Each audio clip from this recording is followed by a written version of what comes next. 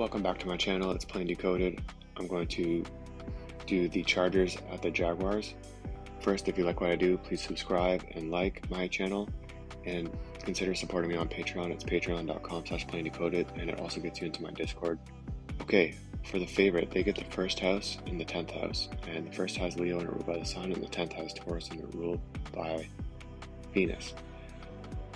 And here's the chart, and the first and the 10th are on the left and on the top, and because the part of fortune is in the 10th house, it's going to give priority to the dispositor of the part of fortune, so the favorite is going to operate without a co-significator. It's going to be null, and its main significator will be the Sun. The dog has the 7th and the 4th, and Aquarius is in the 7th, ruled by Saturn. The 4th is Scorpio in it, ruled by Mars. The dog has its significator and its co-significator. Okay, what to look for is what the significators are doing, what the moon is doing, and what the part of fortune is doing, and specifically the antithesis of the part of fortune, which is this orange circle here with that X in it.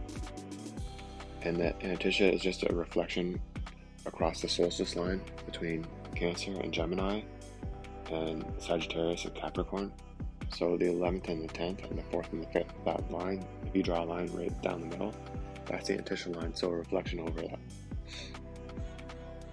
So you can see here Mercury's here. Now I'm going to turn on the antithesis, and it should be in the 4th house.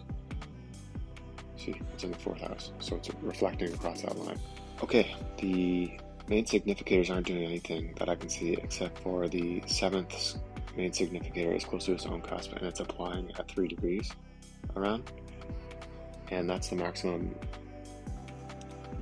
difference that I'd like to see from any significator. Saturn is going to come out strong, so the dog will be strong, and that doesn't mean they're going to win. The favorite has a nice testimony here, which is the moon is applying to square the Sun here, and a square is 90 degrees. From the moon to the Sun is applying to go to 90 degrees exact. And the Sun is the ruler of the first house, which represents the favorite. And that's a really good testimony for the favorite. Here you can see it in writing. Sun, square, moon applying, 27 minutes. Nothing else is really happening right at the beginning of the game. Here are the drives and the aspects. I think that the dog is going to score first, and I like this time here at 8:57. I think it'll be a low-scoring game. I think there won't be many touchdowns, mostly field goals and a few touchdowns. I think the over-under is at 47. Maybe take the under. And I like these times with the check mark. A Lord 1, cusp IC. I like that. APOF, cusp MC. I like that too. I think the underdog is going to be out front for a while, and then the favorite comes back and win. Here I am tracking something. So I'd prefer if the first house was actually the Jaguars, because the first represents a home, and it's got Leo in it, and Leo is like a lion, right? And a Jaguar is a leopard. And then it would be nice to have the Jaguars be favorites at home and Leo. And then I'm just tracking this in gematria. Jaguars equals 23 and 49. Leo equals 20. Leo Sun equals 23, and Leo equals 49. So that would be a nice alignment if that occurred, but it's not occurring. Actually, the Chargers get the first house, and then it'd be nice if the Chargers were the underdog, because Aquarius equals 109 and Los Angeles equals 109, and they're away. But that's not the situation here. The true favorite is supposed to win, and the first house is supposed to win, because the first house is ruled by the Sun. We'll see what happens in this game. Hopefully I'm correct here and the Chargers win, and hopefully some of these score times come through, because then I can compare it to the Bills game, which I did it in depth drives.